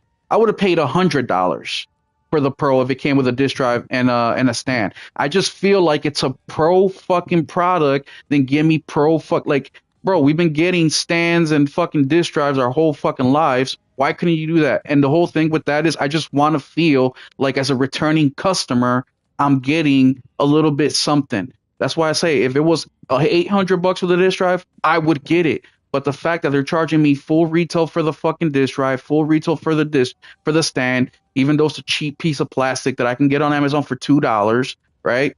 I just so you're feel not are you not gonna get a PS6 when it doesn't come with a disk drive? I possibly will not. No, Okay. that might be the end of my gaming career. Ownership is very important to me. That's why I'm a big physical guy.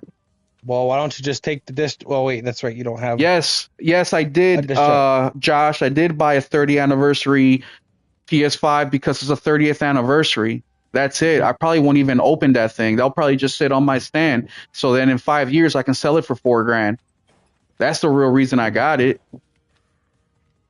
But yeah, I mean, the Pro, like I said, I may change my mind on it, but based on what I've seen, I'm fine not spending the extra $300. I understand that I can trade my console in, which I'm not going to. I have plates and stuff like that. Um, yes, I get that I will have a disk drive with it, but that's still added to the Oh, cost of what I have to get the Pro to. It still comes out to be $810 for me. Well, if they would have had a disk drive, it would have just been $800 anyways. I don't know. I don't know. It's 810. And FYI, I just said Well, that. you don't need a stand though. So Then why are they selling it? I don't know. Why do they have cooling docks? You don't need that shit either. No, this is coming from PlayStation. PlayStation's not putting out cooling docks, and you need a I stand don't to know. stand it vertical. Horizontal, you don't Because need they a stand. well, no, technically you don't. you don't need it.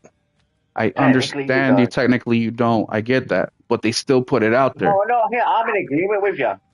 It They put should out be a in the lot of past. shit you don't I'm need. 100% with you. I want you to know that. Yeah, I get it. I don't need the stand. I understand that, guys. Just like I don't need a disk drive, right? But I want to stand my shit up vertical, just like I got my current OG PS5, and I want to play my 700 physical games that I can't play if I don't have a disk drive. But like, if you guys just rewind about 10 minutes and you cut through all the interruptions Nelson did with Retro, you would hear me say 80% of, well, I didn't say 80%, but I said the majority of my views is mostly emotional. Retro, did you hear me say that? I did. And I said the only logical thing that I can say in regards to not getting the Pro is I can still pick 30, 40, 60 with my current PS5. The things that I won't get is the pisser, the PSSR, and the ray tracing at 60.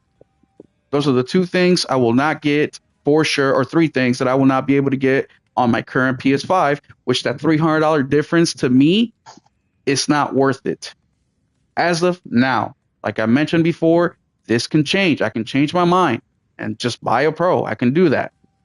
It's just how I feel right now. Also, it doesn't affect every single game. Sure, there's a shit ton of games. A lot of games are already beat. So who knows? PlayStation next year with their first party can be like, bam, bam, bam. This is what we're releasing. This is how it's going to look on the Pro. And I'll be like, oh, shit. You know what? I'm going to fucking get it. Happen. I understand that, but I have to see it, bro. Look, right. I spent so much money with PlayStation. I just don't understand. And I'm not talking about you guys, but just people in general.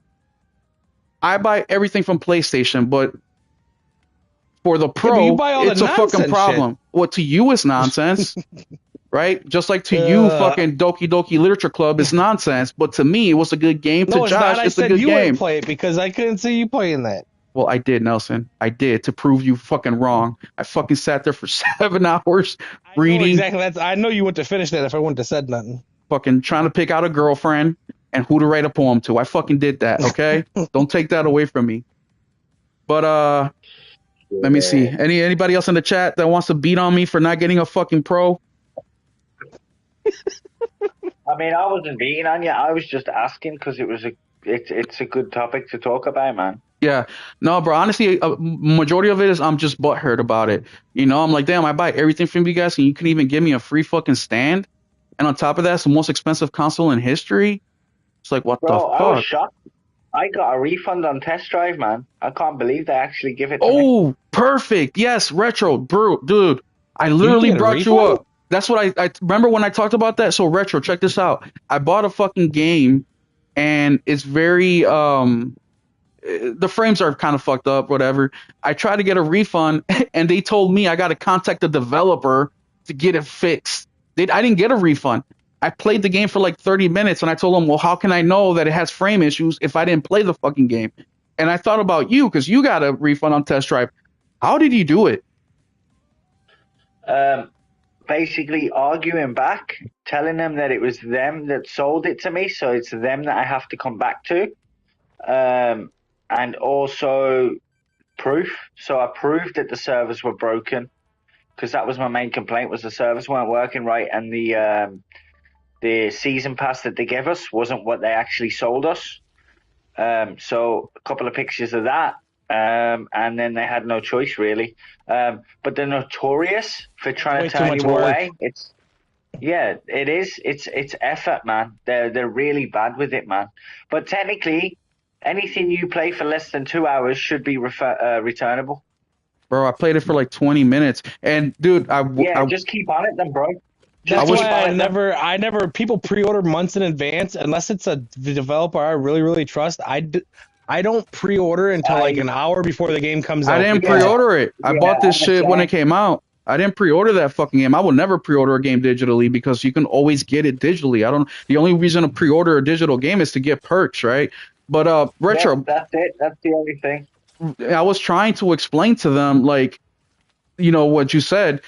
She just left. She left me out. She said, sorry, we can't handle your issue. Is there anything else I can help you with? And by the time I got done typing out what I was going to say, she or he or they left the fucking chat. I was like, you motherfuckers, bro. I was so pissed. Yeah, they're notorious, but you just keep on at them and just keep demanding it, man. And eventually they're going to cave. And that right there is one of my biggest reasons of why I'm a physical gamer. Like I tell Nelson all the time, Nelson doesn't give a shit, right? But all it takes is for you to say the wrong thing on a chat, on a PlayStation something, and there you go. Your account is banned. And if it's banned, you lose out on all those digital games that you have purchased. That's it. And if they treat you the way they treated me just for getting a simple return on a $35 game, how do you think they're going to treat you over fucking thousands and thousands of dollars? They can't do that with physical. They can't come into your house, take your game, and say, hey, you said a naughty word on PlayStation chat. We're taking your shit. They can never, ever do that. Another Good thing thing I only too. play with friends now, or I'm muted the entire time. It's So one let of the me give two. you an example. I was chatting. Well, I don't want to say his name in case he doesn't want it to be said. But I was chatting with a friend on PlayStation, and I said, "Yeah, that game is so fucking ass." I go back to the next day to look at the chat to see the name of a game he was talking about, and I realized that my sentence of that game is so fucking ass was taken out. And I'm like, bro, did you delete this or is that even possible or whatever? He's like, nah, man, I don't. And then he looks like, oh shit, it's fucking gone. So PlayStation literally took out that fucking sentence of fuck this game is so ass out of the whole conversation. I didn't know. I didn't get an email. I didn't get nothing. Now you start looking into the AI shit. Call of Duty has that AI voice recognition bullshit where if you start with the words that they don't like, they can do a suspension on you. I think the first one is like a day or some shit, then it escalates up. But it's just little things like that. And right now, yeah, it's not that big of a deal. But as PlayStation and Xbox and all these other guys get more and more control of the digital stores, which they're gaining more, they're not losing more, they're gaining more. How much more in control do you think they'll be? Right now, if I buy a physical game and the fucking thing doesn't work, I can at least get in-store credit in all major retailers. Walmart, Best Buy, GameStop, wherever. I can take the game back and say this shit doesn't work. They'll give me another one or they give me in-store credit, which is all I was really trying to get from PlayStation with that game. It's like, bro, I'm gonna keep buying games. Just give me in-store credit. They want to do none of that shit. Digital, you lose out on all that shit. Licensing, we talk about licensing all the time. Fucking look at not Sackboy, but Little Big Planet 3. At the end of this month, that game is gone forever. Now, true, you own it, you can still re-download it, but you will no longer will ever be able to buy that fucking game. Now, Sony right now is going through a class action lawsuit, and they're probably going to lose, and it's their monopoly in the digital world. You can only buy digital games for PlayStation on the PlayStation Store. It's not like Xbox or even Nintendo where you can buy a code for the game at GameStop, Best Buy, wherever, and use that Where code do at the you get store. these? I'd never see those. I can buy currency. Yeah, well, I've never seen these things. just go to Amazon, bro. Type in freaking Halo or something. You'll get a freaking code that you can buy.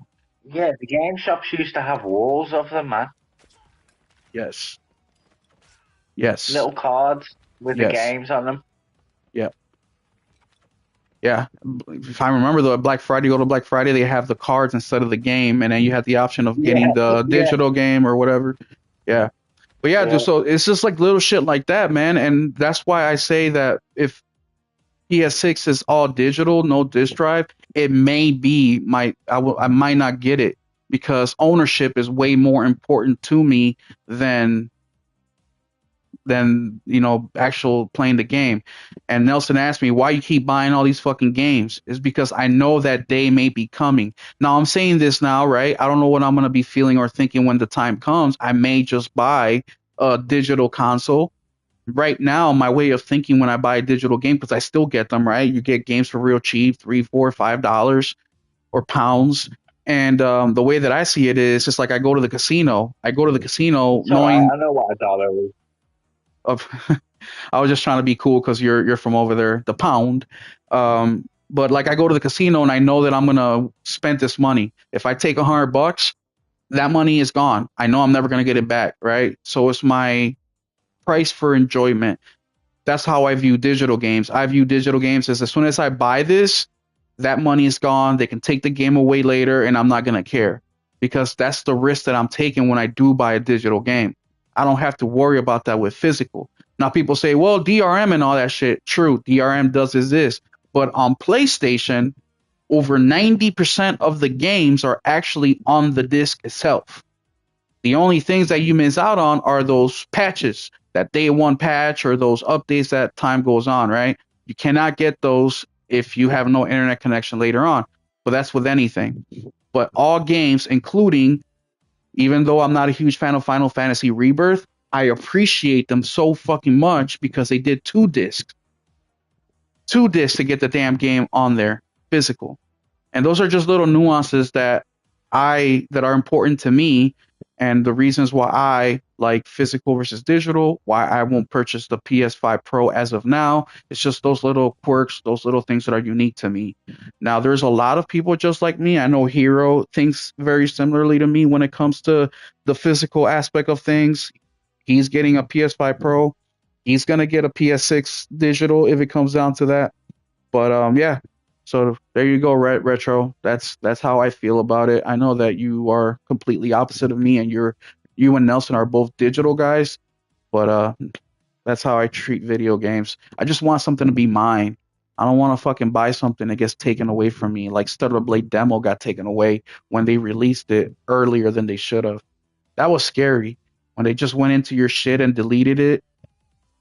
Nothing That's you can all do. demos. That's always been there. You don't own a demo. I get you know, on a demo, but It's for not them, even a purchase. no, I know that, but for them to even go in there and take something away that you were expecting to be yours, even if it was just for a short amount of time, it's shocking to me.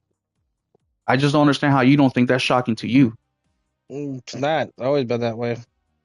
Well, when they block your account, they fucking take all your games. I hope it doesn't happen, bro. That's all I'm gonna say. Anyways, that's all I got for That'd be tonight. on them. Then I become a Nintendo fan, and Nintendo can get my money. Yeah, but still, bro, all of them. I'm sure you got like I'll get over it. $20,000 in there over the years. Easy. Yeah, well, they won't get 20,001. Oh. Well, Retro, anything else you want to say before Nelson fucking before Nelson interrupts you?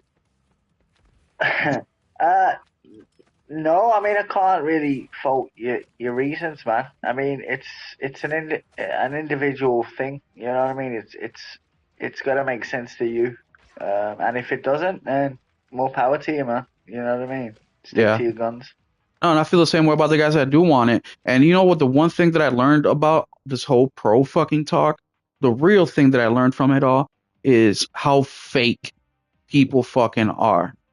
You know, we go on these podcasts all the time, Retro. We're in the talk, you know, the conversation on X and everything, right? We're constantly talking gaming.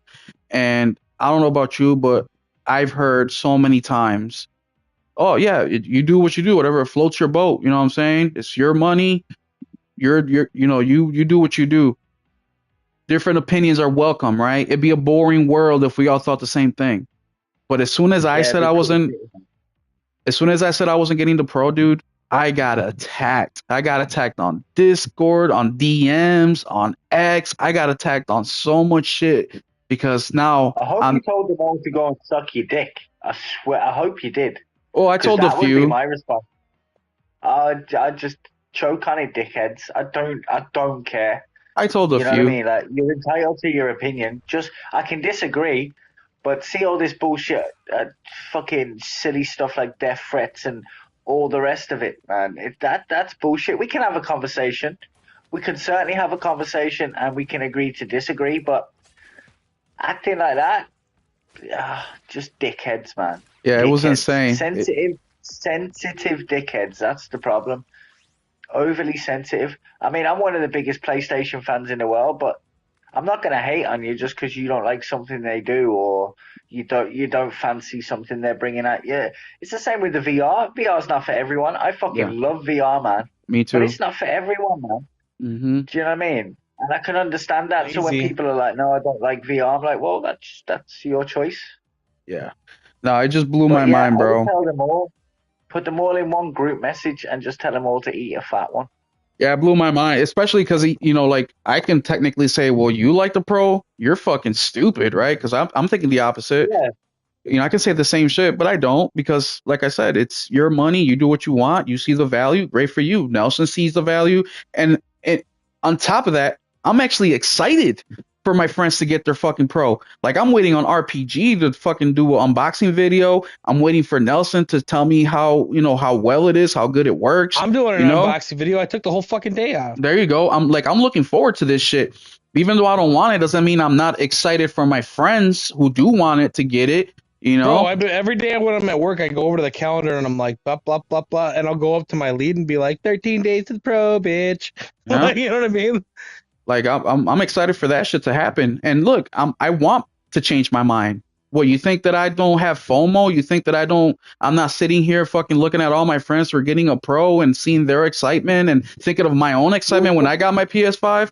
Like, fuck yeah, I To be do. fair to you, I mean, even if you do change your mind, even right up to launch, they're pretty much available, man. Yeah, I know they are.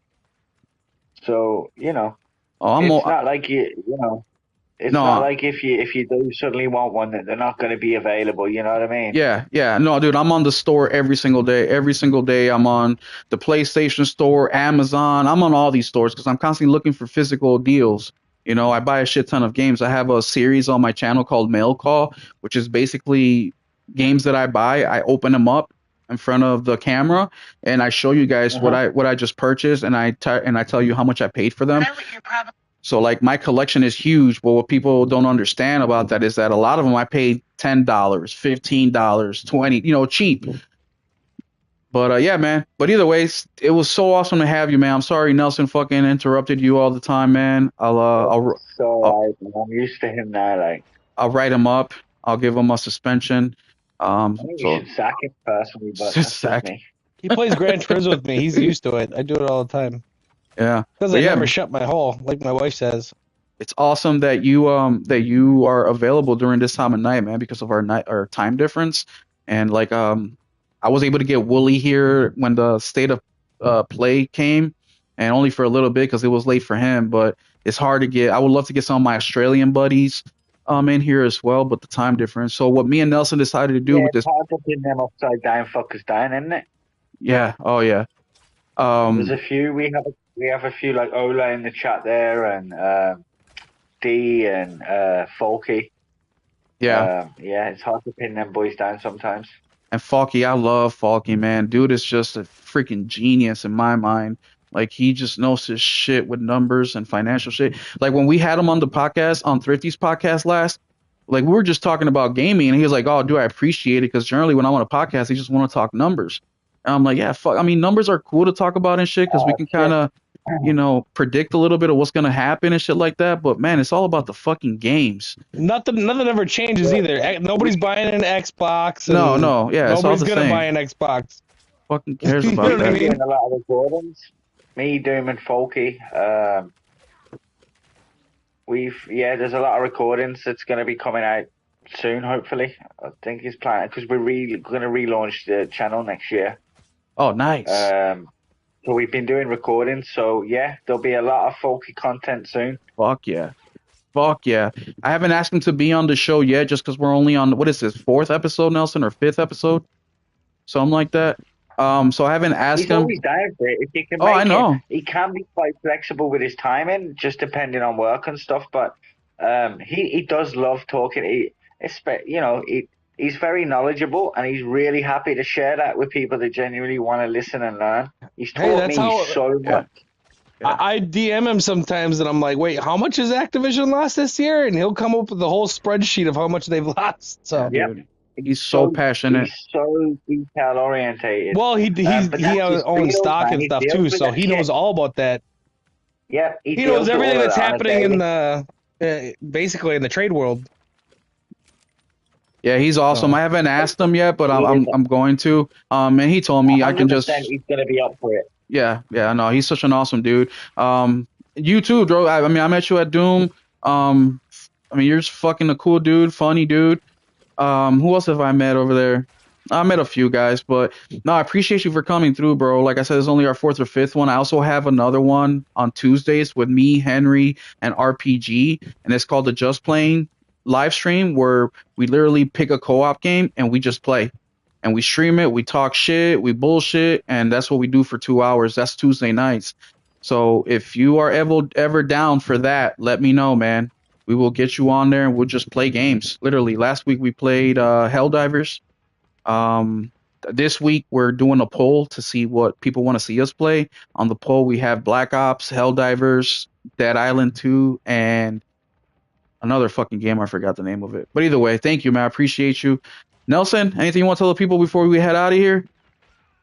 but this has pirate games in it. I'm liking it. What pirate game? And use 10. Oh, I'm chasing people down, shooting cannons at people. Oh, you did buy that? I wasn't sure you were gonna get that. Yeah, I love use. Hunt Showdown. That's the other game we're gonna get. But yeah, yeah, I got nothing else for you guys. You guys heard me talk a big portion. You heard some of Retro because of well Nelson. Hopefully, I can get him back and maybe just be on one on one. Maybe I'll just do an interview with Retro. I'm really interested to know his background on the gaming. That'd be cool to find out, like when he started gaming, all that shit. We didn't really talk about that on the podcast, and I don't think I've heard you on any podcast talk about that stuff. I heard bits and pieces, but I don't think I've ever heard your whole story on gaming, bro, and what kind of games you prefer and I know you're a big racing guy, GT7 and shit like that. So I'd be interested, man. So I definitely have to get you back. But without Yeah, any man. Just let me know a time. I'm always up for a chat, man. bet, appreciate you, Falky, and thank y'all for tuning in. And we will catch y'all next week. Thank you. Keep it gaming.